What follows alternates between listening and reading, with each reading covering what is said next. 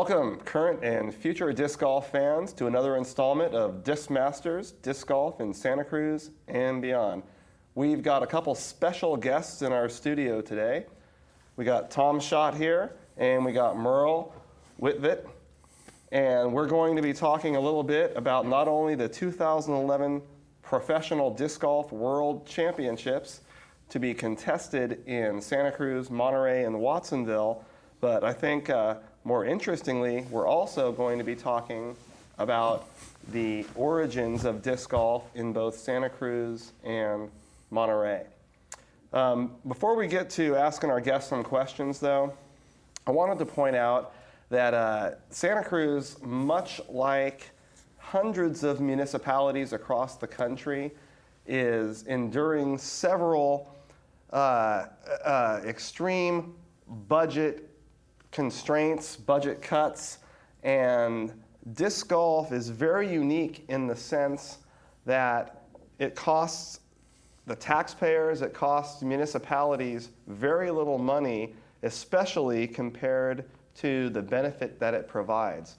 And hopefully, with that in mind, you're going to be hearing a little bit about how disc golf is a unique solution. So let's get started here. And Tom, I'll go to you first because many think of you as the kind of the father of disc golf in Santa Cruz. Mm-hmm. I would love to get sort of a summary of the history of disc golf in Santa Cruz. I grew up here in Santa Cruz. I went to high school here. And when the service came out, and I moved to San Jose. And in San Jose, I was over there as a contractor and doing a bunch of stuff, but I started playing just with super puppies, not super puppies, with super pros and the Black Masters. Remember the Black Masters with those little IFA things on it? What year about was that? This was this probably 72, 73, 74. And the whole thing of the Frisbee was real curious. At that time, you just throw it as far as you can, or you threw it to somebody, see if they could catch it. You know, you invented all these different games. And we went to, my friend of mine, George Maple, we went to a couple tournaments, and we saw stuff that we just couldn't believe that was going on. We went to Cal State's in Sonoma.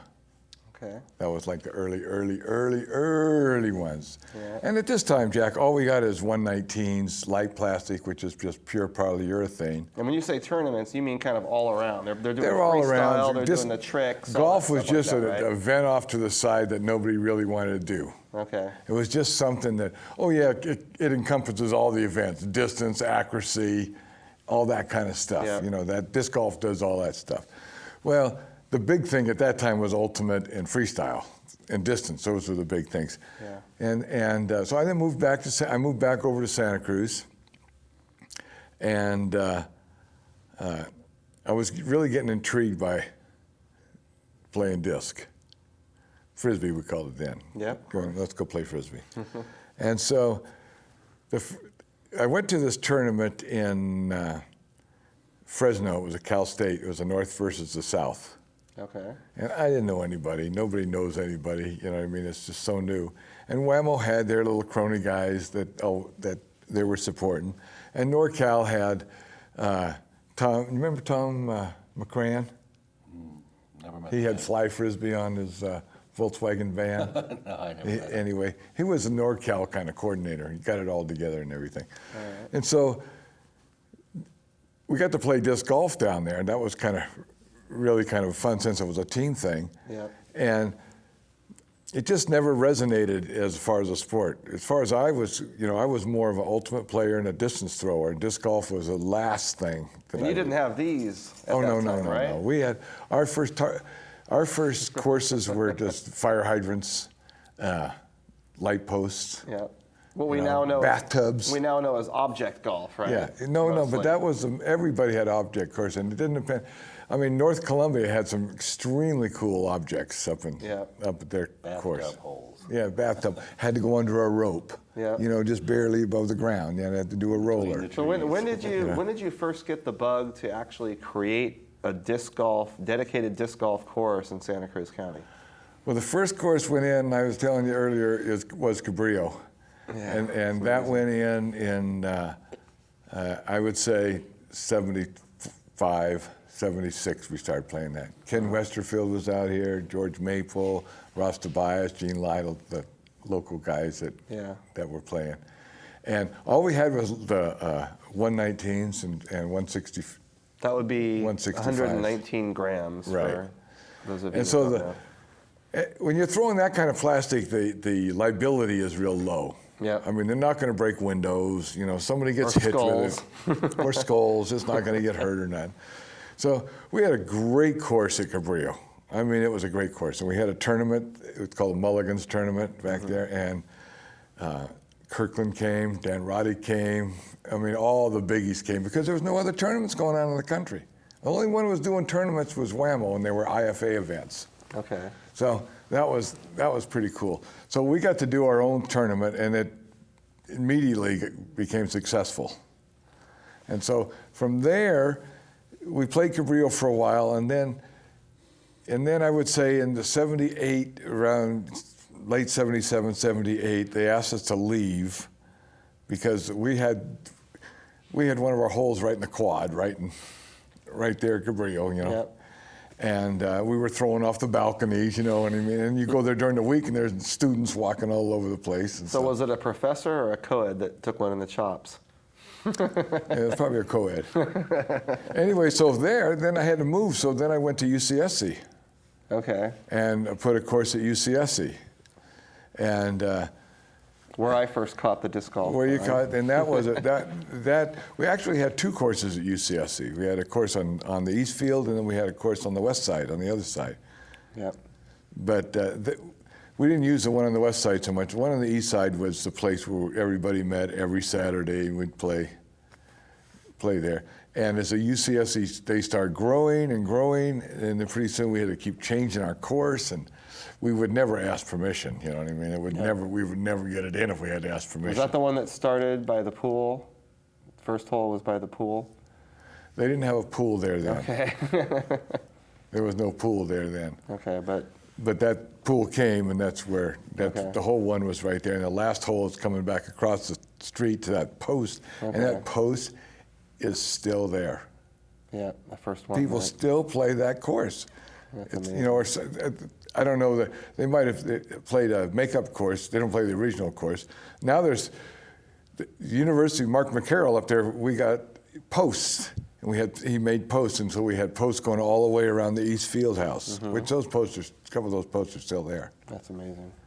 But we did a lot of World Disc Games championships. I mean, we had big events there. I mean, we competed right up with the Whammo as far as the Rose Bowl tournament.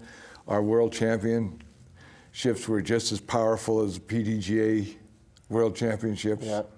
They were both recognized as And world champions. you were on the Today Show back. Our champions back in the were. Frisbee heyday, I right? wasn't on there, but you were the promoter. Oh, yeah, Correct, right? Yeah. That's back when network TV ruled the roost. as Well, far we as had television.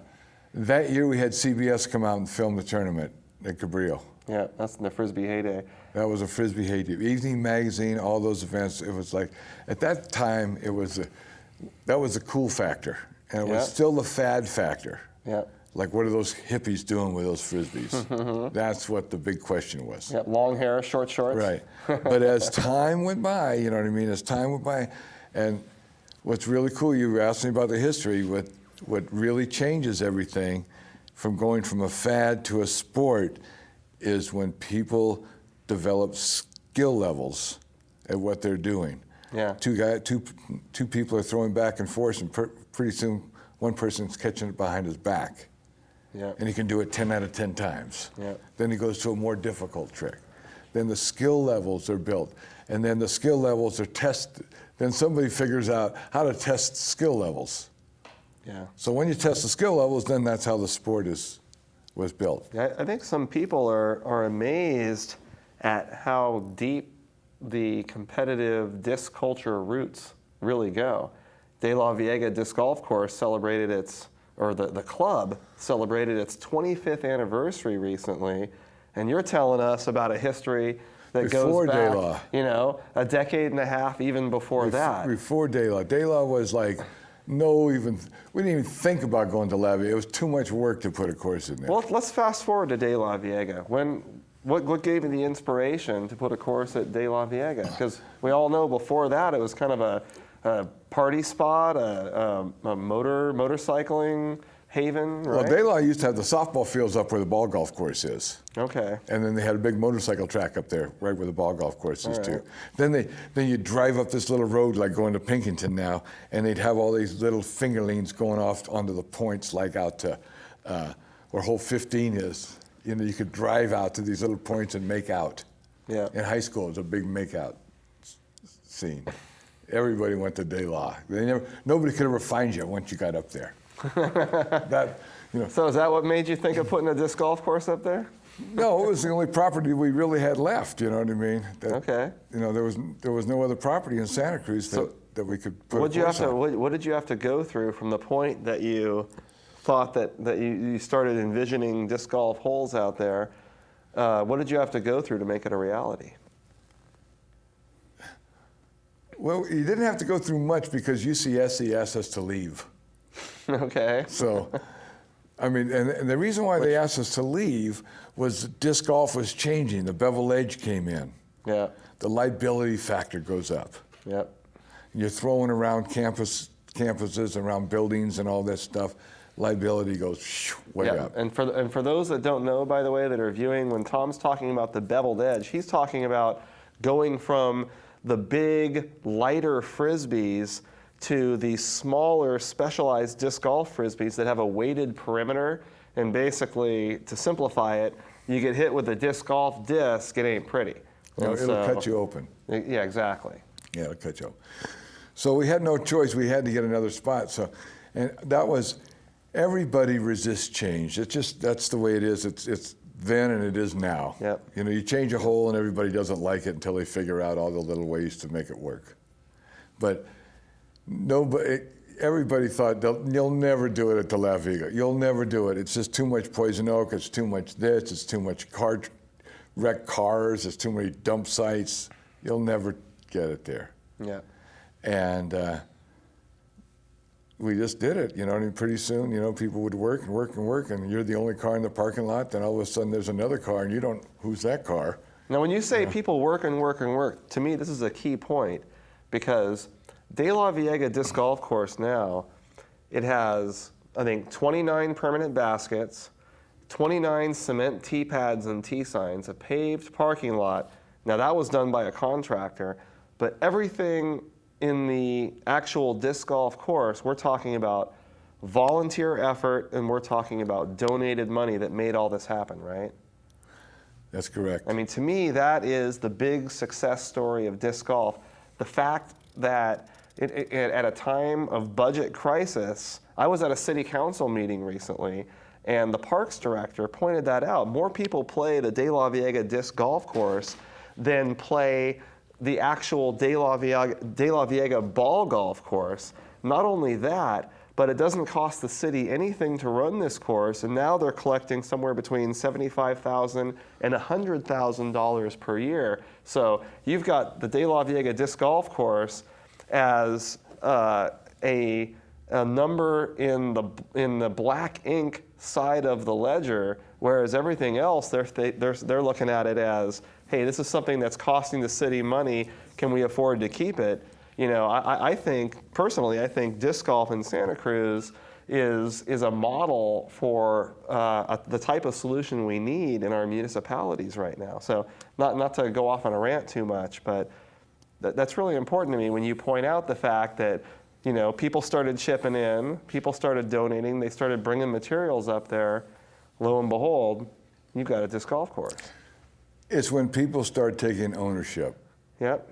And it's not ownership that they're paying for with cash, it's ownership they're paying for with effort. But in some cases, they're paying for it with cash. No, I understand, but the ones that pay for in cash, seems like they're doing that. I mean, that's a value, but the effort value is way more.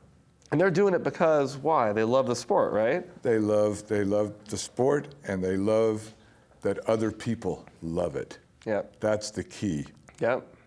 You love it because the other people that love it, and How you're many times, creating that love and the other people loving that game. How many times have you seen been like in a group of people and you've seen someone's eyes light up when they're telling somebody about disc golf that's never heard about it before? They're hooked. Yeah, It's the hook. you can tell they It's have that the glow. hook. They can't. And sometimes you get it from the first time you play, and sometimes you get it on the 10th time you play. Yeah. But sooner or later, you're going to get it. So how many disc golf courses in Santa Cruz have you put in? Or I should say, how many courses in the Bay Area have you designed, architected? Like seven. Seven. Six or seven courses. Right. How many? I mean, have you ever Obviously, stopped? DeLaveaga is got a big reputation. you Yeah. know. Have you ever stopped to think how many rounds of disc golf are played in the Bay Area daily thanks to your efforts? Oh, it's thrilling. Does that kind of you know, give you? I don't even know all those people that play out there. Sometimes I go up there, I can't even find a place to park. I know. You know what I mean? More than not, especially on days And like it's like today, we're going sunny through day. this. We're going through this whole growth thing up there at DeLaveaga. They built a parking lot. It's not enough to park. Not big enough. Yeah. But on the other side, it's a park. People come into the park. They should have a place to park somewhere. Or Yeah. are they going to park on the street way down before they get to the ball golf course and walk all the way in, and nobody gets to park in the park, or you know what I mean? Yeah. We're going through this big growth thing in the city, you know, and disc golf is going through this. I'm looking for the word where people are accepting it as something really viable. You know what I mean? Yeah. Like, I mean, on the Bay Area, everybody, I would say 90% of the people that you would talk to, and anywhere from Monterey to Santa Cruz, you say, "Have you ever heard of disc golf?" They're going to say yes. Yep. You go to Kansas City, LA, San Francisco. I mean, they have big courses in these cities, but I don't think 90% of the people are going to know what disc golf is. Yeah. You That's know? true. We on the Monterey Bay, we know what disc golf is. You know. Yeah. Speaking of Monterey Bay, Merle, Ta-da. how long have you been part of the disc golf community in Santa Cruz, Monterey? Let's see, I moved to the peninsula in 1980. I was playing street golf then with our objects. We'd make it up in the woods.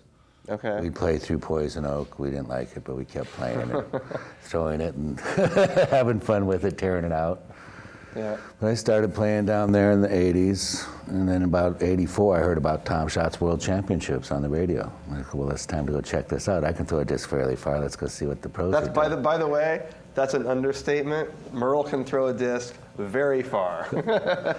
So, but I went up to his tournament in 1984 and got the program from Cabrillo College and got a couple of Frisbees, an AVR and a Phantom, I believe they were. I was the biggest thrower in Santa Cruz until Merle came along. Was he, Till were you- Merle hit town, huh? I had my little control of things, and then this guy showed up.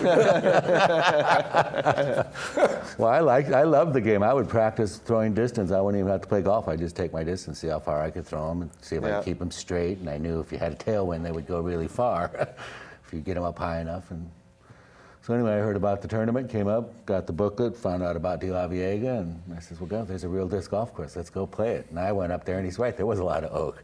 I made it through 3 holes by myself that first time. Yeah. Sometime in '84.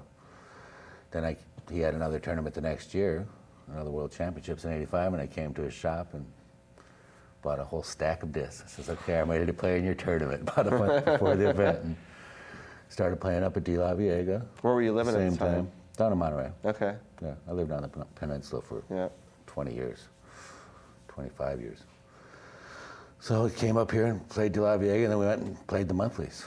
And there were, 10, 15, 20 people at the monthlies. Yeah. And we would charge $5 a head, and that would go towards the club. We formed the club and everything, and we started buying a basket. Every time the club had funding for a basket, we'd buy a basket. Yeah. That's been the club, and what you're referring to The community. is initially DeLaveaga was an 18-hole course with 4x4 posts. Green posts, yes. And then once the baskets were invented, as the money would provide, the club started adding one basket at a time until it was 18 Till baskets, completion. right? Yeah. And then, of course, the next logical step was, hey, we have a little extra land.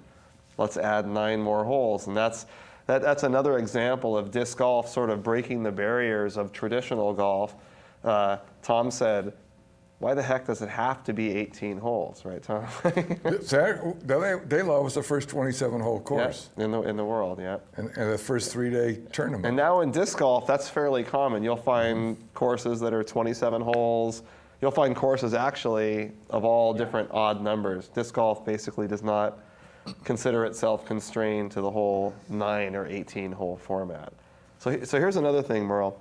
The one thing I'm really interested in, among others, is you played for quite a while and you were a competitive disc golfer like a lot of people. How long was it, or at what point did you sort of feel that itch to give back to the sport? Because I know you're very involved now in a number of capacities. You're a teacher and a coach at CSUMB Monterey, or I guess that's Tournament director. repetitive, isn't it? CSUMB. Yeah, it's California State University, Monterey Bay. Yeah. They were founded in the middle 90s, and we said, well, the Fort Ord was decommissioned in the early 90s, and we said, well, there's a perfect spot for a disc golf course. I'd drive up every weekend to DeLaveaga, both days, Saturday and Sunday. Yeah. I'd be all day Sunday by myself at DeLaveaga. I'd always wished that people would come, and now there's so many, I wish they would go home. But that's not going to happen. The culture is ensconced up here, and it's just flooded. So we found out, we down there, Stancil Johnson and myself and a few of the local Monterey boys wanted to put a course in down there, and that'd be the ideal spot. So we approached the university to put a disc golf course on campus. And Stancil Johnson, by the way, little background here. He's an author. Stancil Johnson's been in Frisbee since the 60s. Yeah. He was the first PDGA tournaments. He was PDGA number 009. And wrote a famous book on all Frisbee. of disc sports, right? A book called Frisbee. And he's also a psychiatrist in Carmel, right? Psychiatrist from Carmel. Okay. All right, so go ahead. He's still involved with it. So we went to the university and we're trying to get it in and working through the athletic department. And along come a couple of students, Scott Kesey and Steve Bonar, and they called me on the phone and says, hey, we're putting a disc golf course in at the university. You in? I go, yeah, we're in. We're in. Coming from the outside of the university, it's really hard to go in there. They want to know all the specifics, what it's going to take, your bathrooms, your garbage, blah, blah, blah. And you know, it becomes really intense. But the students came along, and if you form a student club and everything, you're gold. The student is the client at the university, and that's the first thing I found out. If you want to get something done at the university, you have the students do it. And that's the only, and that's what it's for. The university is to teach the students to do it. I can tell them how to do it, and I can try to teach them and stuff, but you can lead the horse to water. Yep. No, and now I've got a bunch of students that are drinking the water and kicking the Kool-Aid. butt, and they're running the tournaments now. So it started out back then with a couple students wanting to put it in.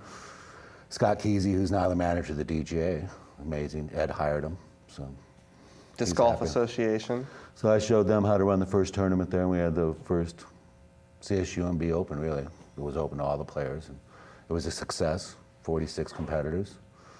And so NorCal was having tournaments, and they called and they wanted to have a tournament, so we had another tournament, and another tournament, and another. Before you know, it's 13 years. Yep. And somewhere in 2000, a couple of teachers, let's see, Bobby Bonacci from the kinesiology department, she saw Stancil out there playing, and she was going, wow. What do you can play that sport, Stan, sorry, but you were in your late 60s. And they wanted a sport, kinesiology, that people could do when they're 60s. And we consider it a life sport is what we call it there. Yep. And it's healthy, and as long as you learn proper throwing techniques, you can do it for the rest of your life. If you start jerking and stuff, you can get into trouble. So I always just try to teach them nice slow motion. So they asked him to start a class down there. So he started a class. And he started teaching students, and I would go down and help him on the Fridays when he had it. And started out with 6, 7 students, and now it's up to 50 students this semester I have in the disc golf class. But from those students, we glean a disc golf club, and they form a club, and they have to fill out the proper paperwork, and that's how I keep the tournaments running down there. If it wasn't for the disc golf club, I couldn't keep the tournaments running, really. I would have to pay the university to rent the course and go through them, and they should get money for renting the course. But as long as I'm teaching the students and the students have taken over, that's great. It runs great. And now last year, the students finally came along to me and says, Merle, why don't you play in the tournament? I says, well, I have to be the tournament director and official of the thing. I says, no, Merle, we'll do that. We want to be I was shocked last year that they wanted it. So this year they were tournament directors. They both passed their officials tests, and they ran the tournament while I played. So I'm sure that helped you sail to a first place finish, right? No. Thanks for reminding me. But no, the point is that, it's gone a full circle now. Maybe it can self-perpetuate itself, and they don't need me after a while. That's my final goal, is I can walk away from it and it keeps going.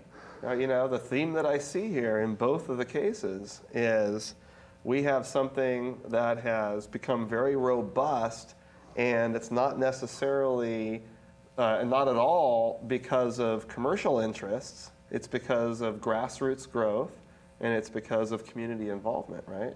Yeah, we love to see the disc fly. Exactly. All the people that ever threw a Frisbee and got it to go 75, 100 yards, they're like, wow, that was a nice flight. Look at the wind doing to that disc. Yeah. And, it's our fascination of being a bird again or something. Maybe we came from birds. Everybody wants to fly. Everybody likes to fly or cause something to fly. Cause something to fly. It goes farther than baseballs, footballs. Yeah. So we've talked about, we've sort of talked about both of your involvement in the legacy of kind of the origins of disc golf in Santa Cruz County. Let's get current here. Let's talk about what we're all really excited about, which is the upcoming 2011 Professional Disc Golf World Championships that are going to be contested all the way from the Santa Cruz end of the Monterey Bay all the way to Monterey and everywhere, not everywhere in between, but in Watsonville too. What do you guys have to say about the Worlds? I'm excited. Tom's probably a little nervous. Tom is our tournament director.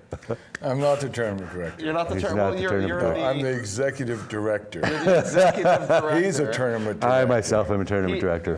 There's 4 tournament directors. Merle is the tournament director. I should be more specific. Merle is the tournament director for the Oaks Course. That's correct. At CSUMB, and the event is being contested on 4 courses, including the Oaks Course.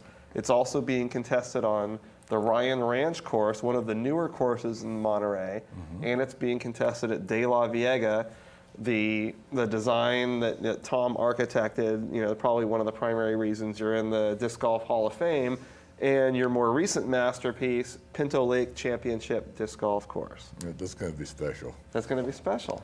Pinto Lake is just like, everybody goes out there the first time when I was doing it, oh, this is no good, you can't do this, you can't do that. But once that meadow went in, and those holes are just like no other holes that you've seen before because there's nothing in the way. Yeah. Well, tell us a little bit about what Pinto Lake, I mean, it took a true, not to lean towards hyperbole, but it took a true disc golf visionary to see a disc golf course in what was there before you started working, right? Well, I looked at that property a long time ago. Merle had looked at that property a long time ago. Yeah, really? Oh, yes. Him and Stansel went up there. Stansel and I went out there. I mean, that property was there, but that property was so neglected and so overgrown that nobody knew what was there. It was so much foliage that you couldn't even fathom how long it was going to take to clean it, to get it Lots ready. of poison oak, lots of everything else. Oh my right? God, it was just, the first day I started, this guy, Troy Farrington, you know Troy. Yep. Troy comes out, I'll help you. Yeah, no big deal. We'll knock it out. Knock it out. That whole one, he came out and he worked for 2 or 3 hours and he never came back with his whole body from head to toes was poison oak. I mean, everything. He was out of work. He was out of everything for like a month. And he didn't even like going out there anymore. It's like a dog getting whipped, beat up so bad. You're never coming back, My co-producer of DiscMasters kind of feels the same way. Oh, no. About Pinto There's Lake. a lot of poison oak there. But I just came up this way to take care of all the poison oak. I'm just going to make all those poison oak areas out of bounds. Yeah, it's a good So idea. if you go out of bounds, I can't help it. You know what I mean? You stay on the fairway, you won't get poison oak. Yeah. Yeah. But that It was tough out there. When I talked to the county parks, they were giving me a list of parks to go look at. Emmy Jean Cummings and the polo fields, and they said, well, how about the back 40 out there at Pinto Lake? And you could hear them laughing in the background. Because that sounds perfect. That's just what we need for disc golf. We always get that property. I'll go out and look at it. And it was. It's just as he described it. It was just a wall of ivy 2 inches round, and poison oak, hole 1 and 2. I remember. I knew the holes had to go there to get over to. Then when we went up to the back meadow there, it was gorgeous. The upper Stan looked holes. at me and he says, there could be a championship disc golf course out here. And I go, yeah, there could be. It's well on its way. The other cool thing about that is, like, as we opened that park up, Yeah. is the usage that the community is getting in that park, just walking and looking at the wildlife and enjoying the scenery, enjoying the serenity of it, you know. And so it's bringing there's a lot of community coming back into that park now. And as we take things out, we're finding things that were there 50 years ago at another time when some other energy came in there and did all that. We found horseshoe pits that trees have grown up right where the pins are. We found places where picnic tables were. That's interesting. And different areas to use it. I mean, we have one hole, at hole 12. I mean, I run into all these old timers that, you know, and I'm working out there all the time, you know, and he said this is where the last Indian village was in our area, was on hole 12 out here. Wow. Good spot. I mean, that's pretty exciting. Of course, now the lake they're having problems with the lake because it's like dead. Yeah. Or they have, you know, that lake doesn't flow in and flow out.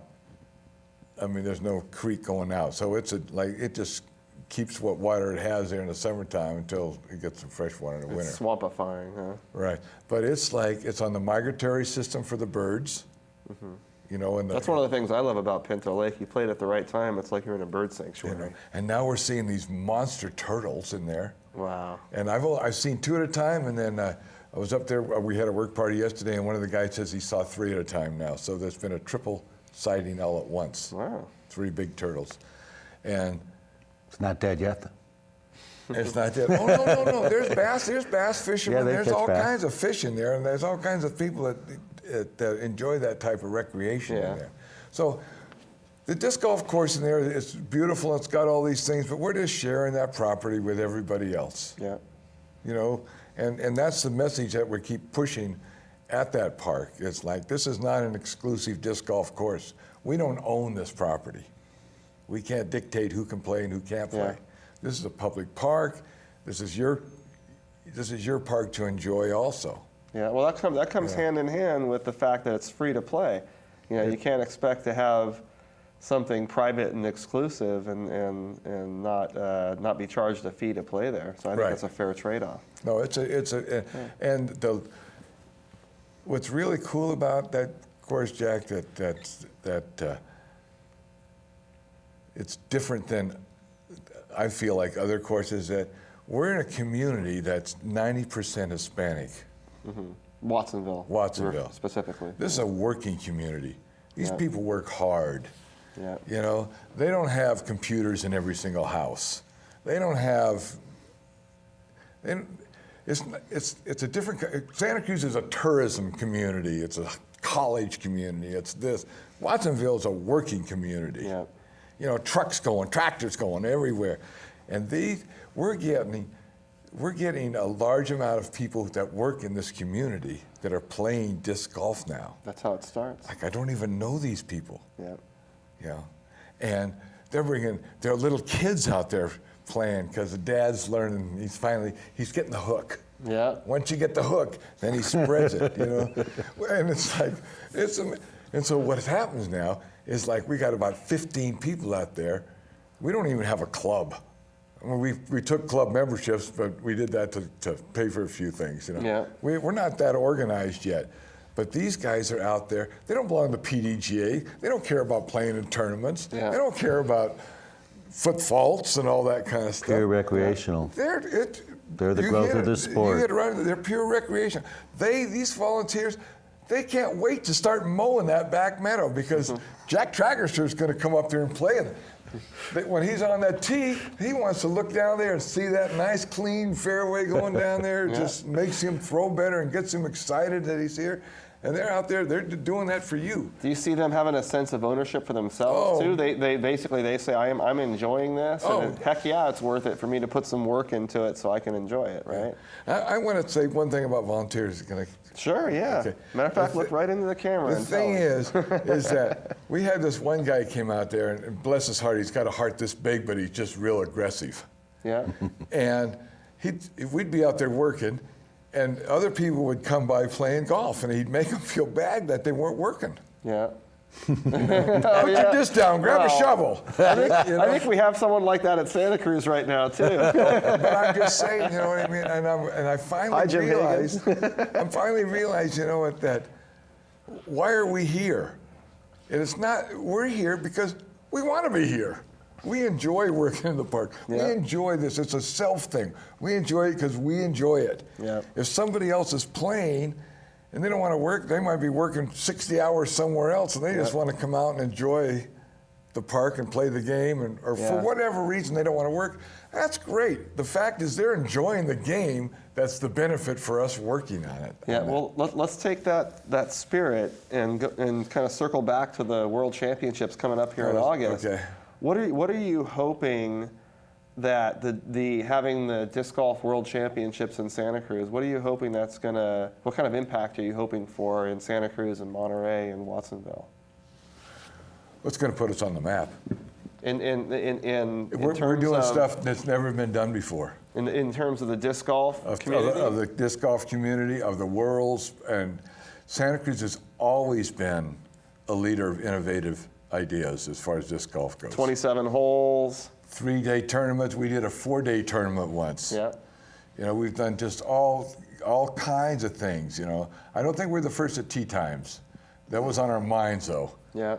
But we've done all kinds of things to motivate and for the growth of disc golf. Yeah. But the impact it's going to be on Santa Cruz here is all of the professionality of it.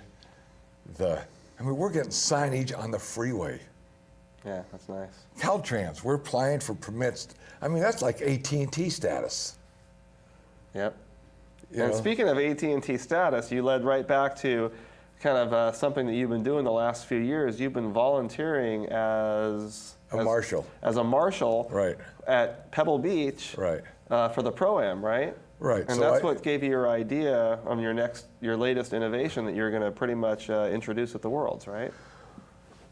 Well, I've been working AT&T in the U.S. Open, so I can bring a more professional event to disc golf, you know, which it really needs. You know what I mean? If these guys are going to be pros, they got to act like pros, they got to play like pros, and they got to represent their sport as a pro. Gotcha. You know, and so it's going through this big change right now. I've seen it for 30 years. I've seen and Merle's seen it too, where it was so we were all just amateurs. We didn't know how a pro act. We didn't know how to give interviews. We didn't know anything how to stand up and be a champion or be in a pro division. Yeah. You know, and it's just changing. It's, you know, in another 30 years, these guys are going to be hitting putts from 50 feet 9 out of 10 times. That whole thing's, it's just, you've seen how, these guys can putt at 30 feet now. Climb on these guys, they don't miss. They can hit 9 out of 10 easy there, 10 out of 10. You know, we couldn't do that with light plastic and stuff. Yeah. And They're starting to do that at 50 feet now. They have the nice jump putt. A lot of people can just slam 7 out of 10. Smaller baskets, is that what we need?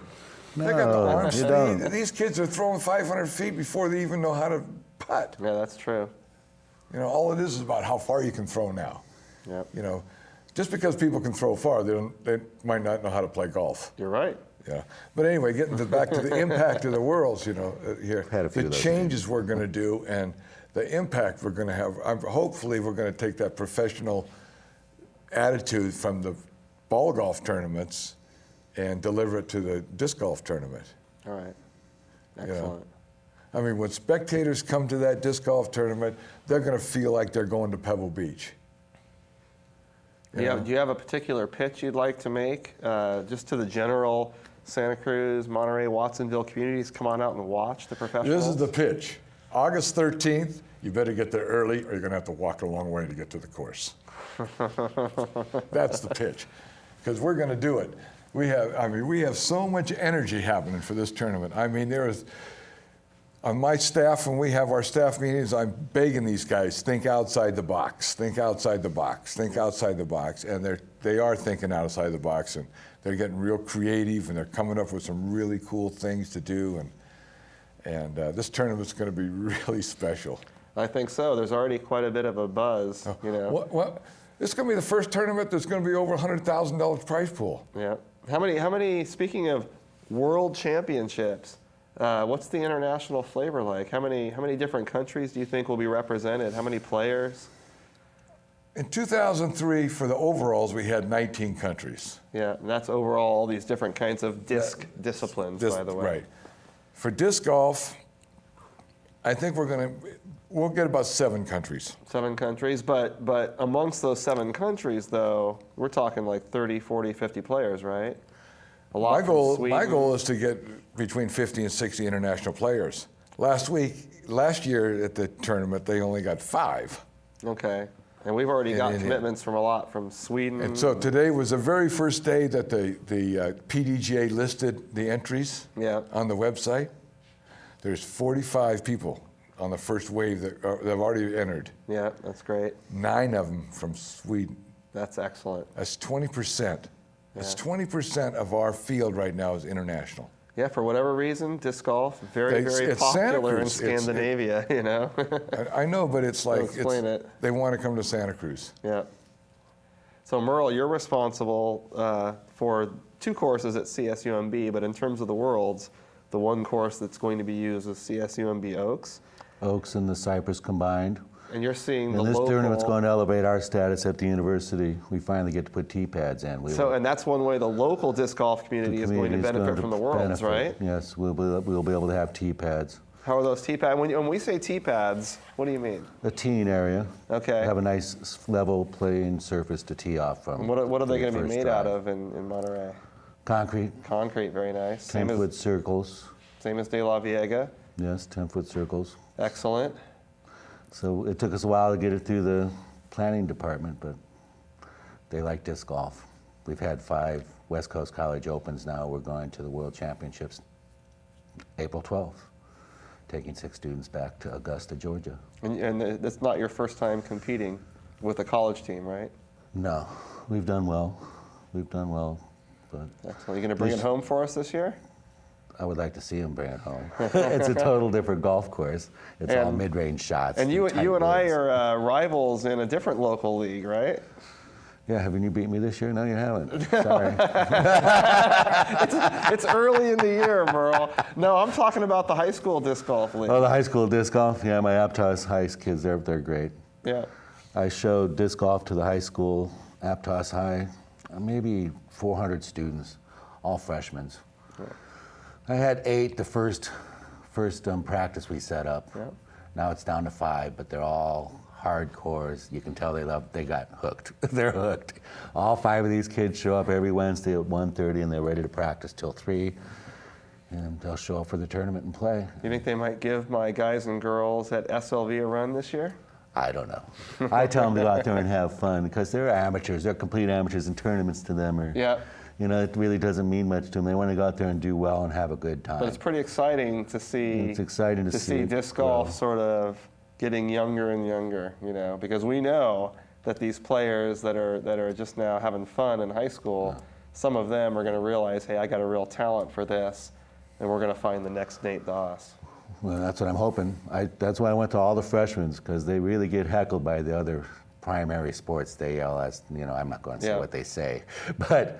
They yell at us, and now I've got the freshmen in, and hopefully when they become sophomores, they'll bring other freshmen in, and we can cross the clique boundaries in school. That's what a lot of school is, so there's a lot of cliques.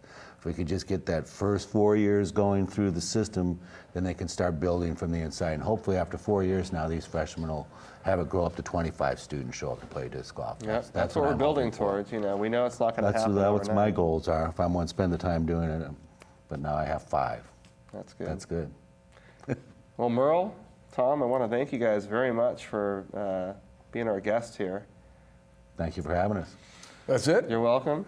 2011 That's it. World I thought we were gonna do Championships. 2 hours. No, I said it might take 2 hours. You never know. Time you talked enough to fill the whole show. You got like 3 segments got out of you all alone. I got more stuff to say. No, go ahead. If you We got do more this- to say, We do there's this at red the light university, right and the there. students have it done in 20 I'm minutes. just saying, in the 70s, it was the fad factor. Now it's the cool factor. Playing disc golf is cool. Yep. It's cool now. I mean, It's the best. if you're not playing football, basketball, or baseball, and you play disc golf, you're in the cool factor. That's where we're at right now. Yep. I agree. Everybody can play it, 7 to 70. We all know what the reigning king in terms of sporting endeavors is in Santa Cruz, but I like to say disc golf is a proud number 2. And disc golf, I mean, a lot of people are playing. Yep. I've yet to just sit at hole number 1 and count how many people play every day and where they're from, out of town or. Yeah, when I was VP of the club, that was one of the things I wanted to do was on a busy weekend start to do I mean, some. we've all thought some about census. that. But we need to do that. Put a sign-up book out there. But we have a pretty good idea, though, that there are the number of rounds that are played at DeLaveaga alone are in the thousands per month. Yeah, that's kind of established. Hundreds per day, maybe. I just want to say, I want you guys to come out to Pinto Lake on August 13th. You're going to have a great time, a lot of vendors. There'll be people all over the country selling stuff. You can buy stuff for your kids or your grandkids or whatever. And you're going to enjoy a great, great afternoon of championship disc golf. Dramatic golf, too. Dramatic golf. Dramatic golf. I mean, that's one thing that I don't want. You know, I personally, I could care a whit about competitive golf on TV, and I'm a TV sports junkie.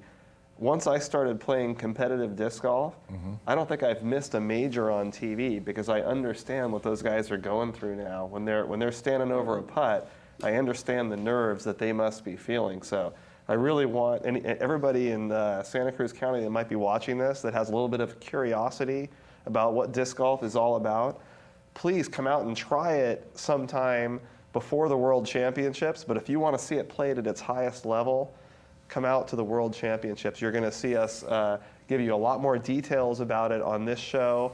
We'll be able to direct you to websites. You're going to see a website on your screen. Please do. You know, you won't be disappointed. I promise you. So that's it for DiscMasters today.